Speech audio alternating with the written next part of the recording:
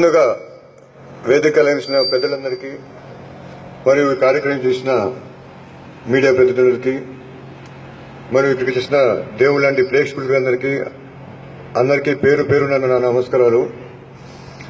ఈరోజు చాలా సంతోషంగా ఉంది. నారా నందమూరి వారి ఆరోగ్యం వారు మన తాత్కర్ జయంతి పేరు మీద ఈ కార్యక్రమం చేస్తున్నారు. ముఖ్యంగా ఐ క్యాంప్. సో ఇది చాలా ఆనందంగా ఉందండి. అండ్ ఫస్ట్ బళ్ళారికి నేను ఎప్పుడు రాలేదు, మొట్టమొదటిసారిగా వస్తున్నాను. అండ్ అది నా తాత్కర్ కార్యక్రమం పేరు మీద ఇక్కడ రావటం అనేది చాలా సంతోషంగా ఉంది.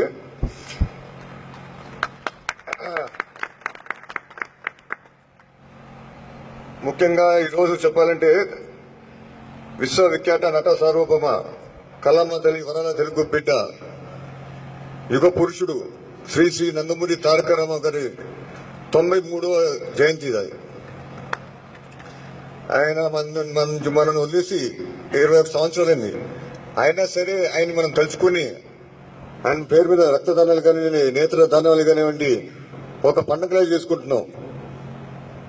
ఎక్కడికి వెళ్ళినా మన ఆంధ్ర కానివ్వండి, తెలంగాణ కానివ్వండి, మన తమిళనాడు కానివ్వండి, కర్ణాటక కానివ్వండి, ఎక్కడికి వెళ్ళినా మనం ఆయన మర్చిపోలేకపోతున్నాం. ఆయన చేసిన పనులు అలాంటివి ఉన్నాయి. అది కనుక ముందు చూసుకుంటే ఆయన సినిమా చరిత్ర, ఆయన ఒక చరిత్ర సృష్టించారు. మన దేశం నుంచి నా దేశం వరకు మొత్తం 302 సినిమాలు చేశారు. మీరు చూసుకుంటే ఫస్ట్ మన దేశం చాలా చిన్న పాత్ర. ఆయన ఒక డైలాగర్ అంటారు, ఒక కానిస్టేబుల్, ఆయన కానిస్టేబుల్ అందులో ఒక డైలాగర్ అంటారు ఏంటంటే, నేను ఇంత వాడిని అవ్వాలని చెప్పి ఆయన ఒక డైలాగ్ చెప్తారు. నిజంగా ఆయన జీవితంలో ఆయన చిన్న పాత్ర చేసిన కానిస్టేబుల్ పాత్ర నుంచి ఒక పార్టీ పెట్టే స్థాయికి, ముఖ్యమంత్రి స్థాయికి వెళ్లి మన తెలుగు ప్రజలకి అందరికీ దేవుళ్ళగా అయ్యారు. Is a God of Telugu public. So నిజంగా ఆయన ఫస్ట్ డైలాగు నిజంగా జీవితంలో జరిగింది. అది కోయిన్సిడెన్స్ మనం ఏం చెప్పాలో అదంతా మనం వదిలేస్తాం.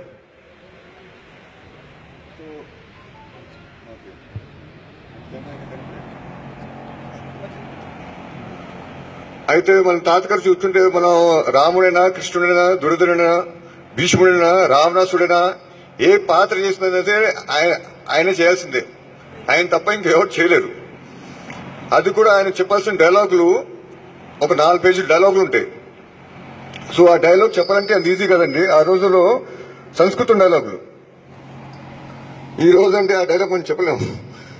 అయితే ఆ రోజు సంస్కృతం డైలాగులు సింగిల్ టేక్ లో చేసేవారు. ఆయన 2-3 టేకులు తీసుకునేవారు కాదు.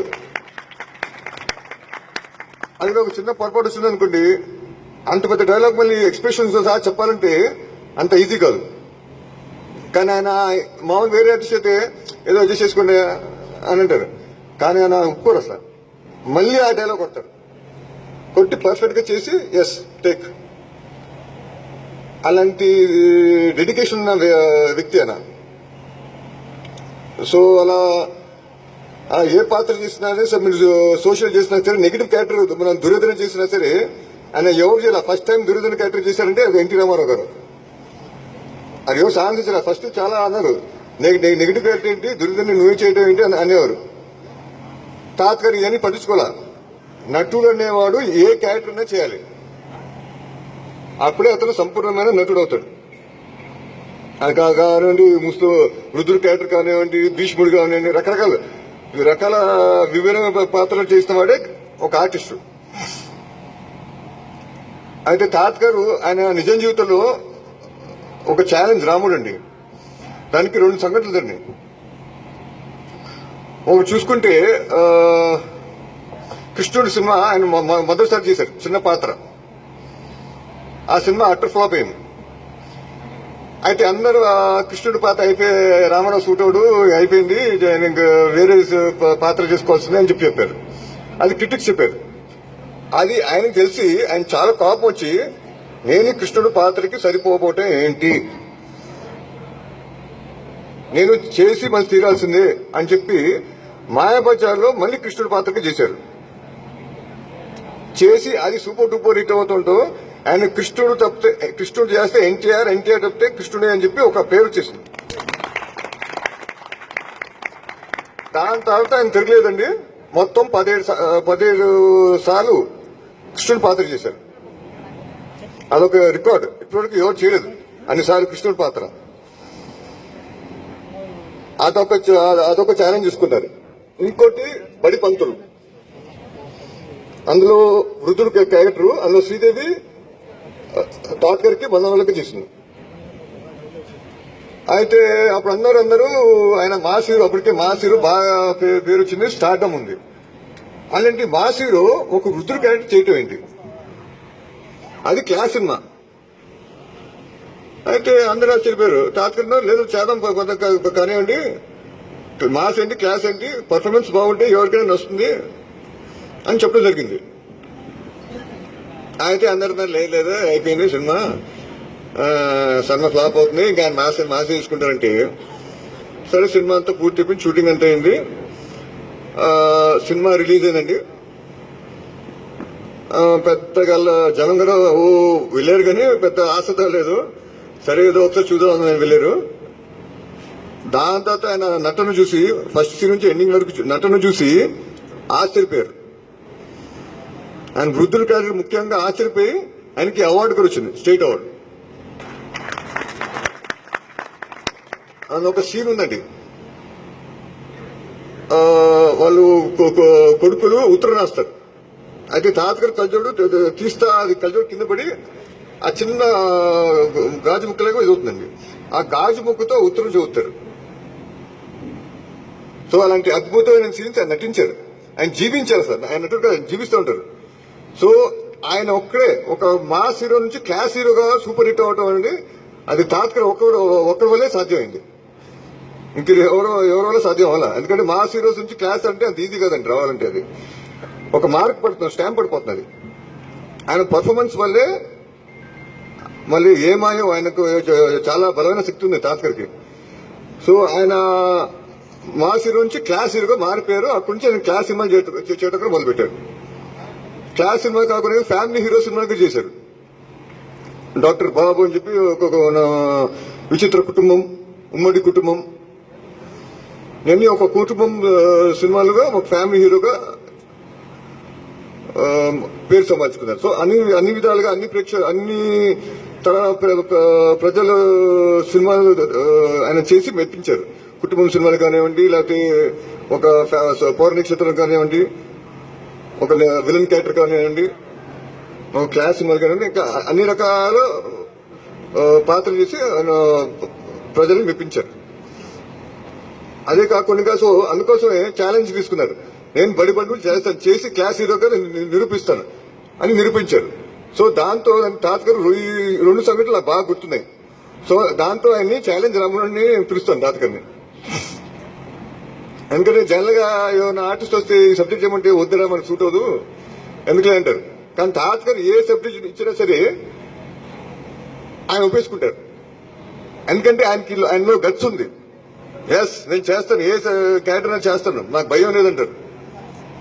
కొంతమంది అంటే భయపడతారా, నా పర్సనాలిటీ సూట్ అవుతుందో లేదు, నా వాయిస్ ఉండాలి, ఇవన్నీ ఉండాలి. కానీ తాతగారు అన్నీ ఉన్నాయి. మంచి బండరాముడు లాగుంటారు, అండ్ మంచి వాయిస్ ఉంది, మంచి నడక, ఇవన్నీ ఉన్నాయి. కాబట్టి అన్ని పాత్రలు రకరకాలుగా చేయగలేడు. అలా 302 సినిమాలు పూర్తయినాయండి. తాతగారు ఆ రోజుల్లో పైగా 3 షిఫ్ట్లు, మార్నింగ్ ఒక షిఫ్ట్, మధ్యాహ్నం ఒక షిఫ్ట్, మళ్ళీ రాత్రికి ఒక షిఫ్ట్. ఇంత కష్టపడేవారు. దాంతోపాటు ఆయన పిల్లలు ఉండేవారు, 7 కొడుకులు 4 కూతుళ్ళు. బ్యాలెన్స్ గా చూసుకునేవారు పిల్లల్ని. అదే కాకుండా 302 సినిమాలు పూర్తి చేశారు. దాని తర్వాత 1979 అనుకుంటా సర్దార్ పాపారాయుడు 81 సర్దార్ పాపారాయుడు చేసినప్పుడు ఒక మన ఊటీలో సాంగ్ జరుగుతుండే ఒక మీడియా ప్రతినిధి అడగటం జరిగింది. సార్ మీరు ఈ స్థాయికి వచ్చారు కదా, మీ అభిమానులు ఈ స్థాయికి వచ్చారు కదా, మీరు ఏం చేయాలనుకుంటున్నారు అభిమానులకి, ఏదో చేయవచ్చు కదా అని ఆయన చెప్పారు. ఆయన అన్నారు, అవును బ్రదర్ నేను ఏదో చేయాలి, మన ఆయన ఈ స్థాయికి వచ్చారంటే నాకు ఇంత పేరు ప్రఖ్యాతులు వచ్చిందంటే అది దేవుడు లాంటి అభిమానులే అని చెప్పి ఏదో చేయాలని చెప్పి అనుకుని సరే తర్వాత ఒకరి స్నేహితులు సలహా ఇచ్చారు, ఎస్ రాజకీయాలు జరగమని. అప్పుడు రాజకీయ కాకుండా ఇంకా మామూలుగా సేవ చేయవచ్చు కదా అని అనుకున్నారు. కానీ రాజకీయాలు వస్తేనే అందరికీ మనం సేవ చేయగలుగుతాం. ఇప్పుడు మనం సేవ చేయాలనుకుంటే కొంతమంది వరకు చేరుతుంది. రాజకీయాలు చేరితే అన్ని వర్గాల ప్రేక్షకులకి చేరుతుంది, మొత్తం ఆంధ్రప్రదేశ్ మొత్తం చేరుతుంది మనం రాజకీయాలకు వస్తే అని చెప్పి అప్పుడు ఆలోచన చేసి 1982 మార్చి 25న ఆయన తెలుగుదేశం పార్టీ స్థాపించడం జరిగింది. అదొక చరిత్ర. అయితే సినిమాలో చేరడం ఒక చరిత్ర అయితే రాజకీయాలు రావడం ఇంకో చరిత్ర. అండ్ రాజకీయాలు వచ్చిన తర్వాత ఆంధ్ర రాష్ట్రాల్లో దిశ మారిపోయింది. మొత్తం రాజకీయమే మారిపోయింది. రాజకీయ చైతన్యం తీసుకొచ్చారు ఆయన రాజకీయాలకు వచ్చి. అసలు రాజకీయాలు ఏంటో ఎవరికి తెలియదు, ఆంధ్ర ప్రేక్షకులకి ఎవరికి తెలియదు. దాని తర్వాత ఆయన రాజకీయం గురించి బాగా ఆయన ప్రజలకి అవగాహన కల్పించారు. దాని తర్వాత ఎన్నో సంక్షేమ పథకాలు మొదలుపెట్టారు. అప్పుడు సంక్షేమ పథకాలన్నీ లేవు అసలు. ₹2 కిలో బియ్యం ₹2 కిలో బియ్యం కానివ్వండి, జనవసర స్కీమ్ కానివ్వండి, మద్యపాన నిషేధం కానివ్వండి, లేకపోతే హౌసింగ్ స్కీమ్ కానివ్వండి, ఇలా ఎన్నో స్కీములు మొదలుపెట్టారు. దాని తర్వాత ఆయనకు కావాల్సింది అంటే కూడు, గూడు, గుడ్డ, ఈ 3 ఆయన ప్రధాన లక్ష్యం. ఎందుకంటే అప్పుడు ఆయన క్యాంపెయిన్ అప్పుడు 1982 ఎలక్షన్స్ క్యాంపెయిన్ అయినప్పుడు ఆయన మొత్తం తిరుగుతూ ఉంటే చాలా మంది 90% మంది గుడిసెలో ఉండేవారండి ఎక్కువగా. ఇదేంటి అంతా గుడిసెలో ఉన్నారు, ఇల్లు లేవా అని చెప్పి అప్పుడు ఆలోచించింది. క్యాంపెయిన్ లోనే ఆలోచన వచ్చింది. అప్పుడు లేదు, వీళ్ళందరికీ ఒక పక్క ఇల్లు కట్టిద్దాం.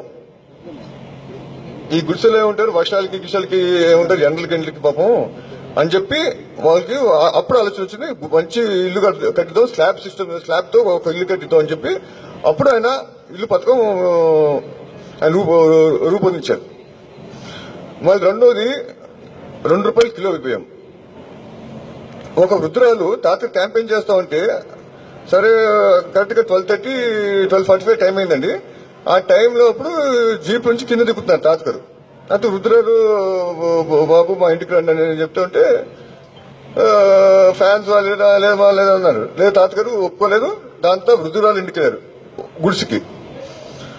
గుడిసుకెళ్ళి కూర్చున్నారు. తన ఏం చేసిందంటే తాతగారికి కొంచెం అన్నం పెట్టింది. తన గంజి నీళ్ళు తాగుతుంది. అదేంటమ్మా నువ్వు అన్నం వేసుకుంటే, లేదు బాబు మాకు అంతే ఉన్నాను, మీరు తినండి, మాకు చాలు, మాకు ఇదే తృప్తి, ఇది మాకు ఇదే ఆరోగ్యానికి చాలా మంచిది అది అని చెప్పింది. అప్పుడు ఆయన ఆలోచన వచ్చింది, అదేంటిది గంజి నీళ్ళు బతుకుతున్నారు అది అని చెప్పి ఆయన ఆశ్చర్యపోయారు. ఇంకా అలానే ఉన్న పరిస్థితి, చాలా దారుణంగా ఉందని చెప్పి అప్పుడు మనం అన్నం పేదవాళ్ళందరికీ అన్నం పెట్టాలి, అతి తక్కువ ధరలో పెట్టాలని చెప్పి ₹2 కిలో బియ్యం తీసుకొచ్చారు. సో ఈ 2 పథకాలను ఆయన కళ్ళ ముందు జరిగిన ఇన్సిడెంట్స్ పెట్టి ఈ పథకాలను రూపొందించారండి. అప్పటివరకు ఈ ఐడియాస్ లేవు. దాని తర్వాత ఇరిగేషన్, రైతులకి రైతులకు వాళ్ళ పొలాలకి నీళ్లు అందాలని చెప్పి అప్పుడు ఎన్నో ప్రాజెక్టులు రూపకల్పన చేశాను. తెలుగు గంగ ప్రాజెక్టు ముఖ్యంగా చెన్నై వాళ్ళకి. దాని కొంచెం మార్చి ఇక్కడ రాయలసీమకు చేశారు, అందించారు రైతులకి. అయితే తాతగారు అలా విధంగా ఇంకా మద్యపాన నిషేధం చూస్తే అప్పుడు బాగా మద్యం తాగేసి వాళ్ళు సంపాదించిన డబ్బుతో, మగవాళ్ళకి సంబంధించిన డబ్బులతో వాళ్ళు ఏం చేస్తున్నారంటే మద్యానికి జల్సా చేస్తారు. ఆయన అదుకోకుండా వాళ్ళ పిల్లల్ని కొట్టడం అన్ని రకాలుగా దౌర్జన్యాలు దొరుకుతున్నాయి. సో ఇది తెలుసుకునే తాతగారు లేదు, మద్యం మనం నిషేధిద్దాం అని నిర్ణయించుకుంటే వాళ్ళ క్యాబినెట్ లో ఎవరు ఒప్పుకోలేదండి. ఎందుకంటే బడ్జెట్ లోటు పడుతుంది, 1600 కోట్లు లోటు పడుతుంది. అందుకోసం వద్దు, మన మద్యపాన నిషేధం వద్దంటే లేదు, అది చాలా మంచిది, అది ప్రజలకు మంచిదా కాదా, ముఖ్యంగా ఆడవాళ్ళకి వాళ్ళకి భద్రత కావాలి, అండ్ మగవాళ్ళు కూడా మంచి దారిలో నడవాలి, వాళ్ళు సంపాదించిన డబ్బుని సరిగా ఉపయోగించుకోవాలని చెప్పి ఆలోచనతో ఆయన మద్యపాన నిషేధం విధించడం జరిగింది. ఇలా ఎన్నో ప్రజల గురించి ఆలోచించి ఆయన కొడుకులో మొన్నోళ్ళు కాదు, ప్రజల గురించి ఆలోచించి ఆయన మన సంక్షేమ పథకం రూపొందించడం జరిగిందండి. ఆయన అందుకోసం ఆయన ప్రజల మనిషి, ప్రజల కోసం పుట్టిన మనిషి. ఆయన దేనైనా ప్రజల కోసం ఏదైనా చేస్తాడు. అలాంటి మహానుభావుడు మన తెలుగు గడ్డ మీద, తెలుగు గడ్డ మీద పుట్టడం మనం చాలా గర్వించాల్సిన విషయం. మనం తాతగారు ఒకసారి అంటారండి అనుకుంటుందండి, తాతగారు ఒకసారి అనుకున్నారు 89లో ఎలక్షన్స్ ఊడిపోయినప్పుడు ఎన్ని కార్యక్రమాలు చేస్తాను, రాజకీయంగా చేస్తాను అంతా వీళ్ళు. అప్పుడు 89లో నన్ను ఏదో మాయ మాటలు చెప్పి బుట్టలు చెల్లి నన్ను ఓడించారు, ఎందుకు ఎలక్షన్స్, ఎందుకు రాజకీయాలని చెప్పి కొంచెం విరక్తి చెందారండి. అదే తాతగారు దాని తర్వాత కొన్న ఆలోచించి లేదు ఏదైనా మనం పోరాటం చేస్తే మనం ప్రజల కోసం వచ్చాం, ప్రజల అవసరాలు తీరే వరకు మన చివరి ఊపిరి ఉన్నంత వరకు రాజకీయాల్లో ఉండాలి, ప్రజలకు సేవ చేయాలి, ప్రజలకి అవసరాలు తీర్చాలి, అది నా లక్ష్యం అని చెప్పి ముందు సాగారు. అండ్ ఒక్కసారి ఇంకో ఛాలెంజ్ వచ్చింది 89 తర్వాత మళ్ళీ ఏ సంవత్సరం గుర్తులేదండి, అసెంబ్లీలో ప్రతిపక్షం కాంగ్రెస్ ఆయన్ని ఇన్సల్ట్ చేయడం జరిగింది తాతగారిని. అయితే ఆయన కండువా తీసుకుని, ఆయన కాపు వచ్చి లెక్సి కండువా తీసుకుని స్పీకర్ ముందు పెట్టి, నేను ఇంకా అసెంబ్లీకి వస్తే సీఎం గానే వస్తాను, లేకపోతే నేను అడుగు పెట్టను అని ఛాలెంజ్ చేశారండి. మన 94లో ఆయన ఎంత మెజారిటీ వచ్చిందంటే 200 కమ్యూనిస్ట్ పార్టీలతో కలిపి 263 సీట్లు వచ్చినాయండి. తెలుగుదేశం పార్టీకి 221. అప్పుడు అసెంబ్లీకి వచ్చారు.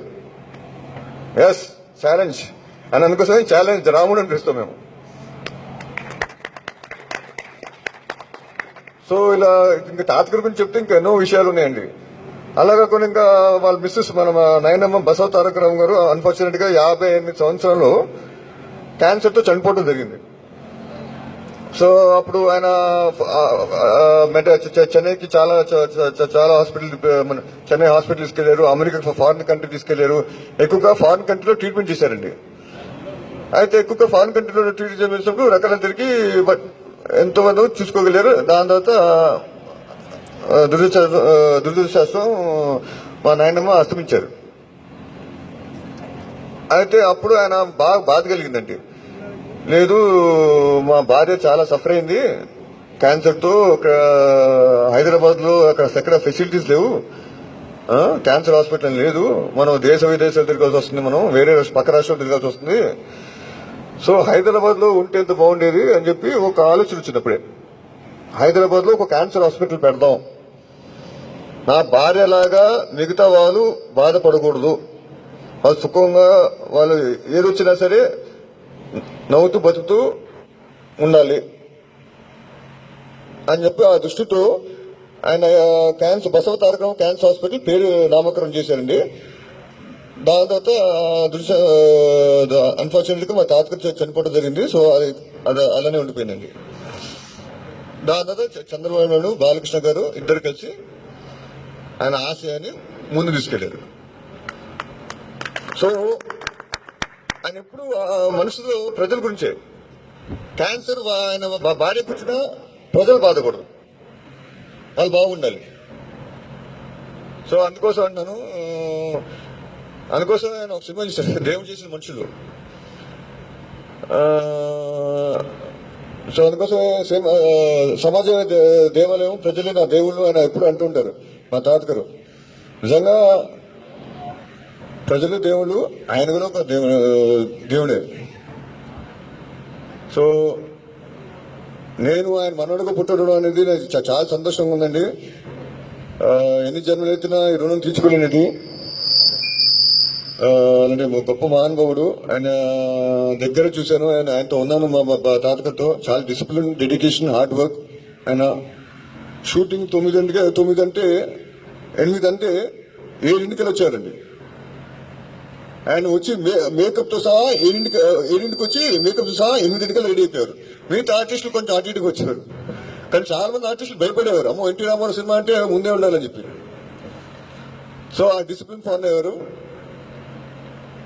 సో అలాంటి మనిషి ఇంకా పుట్టబోరు. కనీసం ఆయన ఫాలో అయిన ప్రిన్సిపల్స్ ని ముందు జనరేషన్స్ ఫాలో అవుతే చాలా బాగుంటుంది. అండ్ ఇప్పుడు నటనే కదండి, ఇప్పుడు రకరకాల ఇవి మన డాక్టర్ కానివ్వండి, ఇంజనీర్ కానివ్వండి, రకరకాల వృత్తులు ఉన్నాయి. ఆ వృత్తుల్లో అందరూ ప్రతి డెడికేషన్ గా హార్డ్ వర్క్ పనిచేస్తే తాతగారు అభిమానులు ఇవన్నీ ఫాలో అవుతే, ప్రజలు ఫాలో అయితే మనం డెడికేషన్ గా ఉంటాం, హార్డ్ వర్కింగ్ చేస్తాం, సెల్ఫ్ డిసిప్లిన్ వస్తుంది.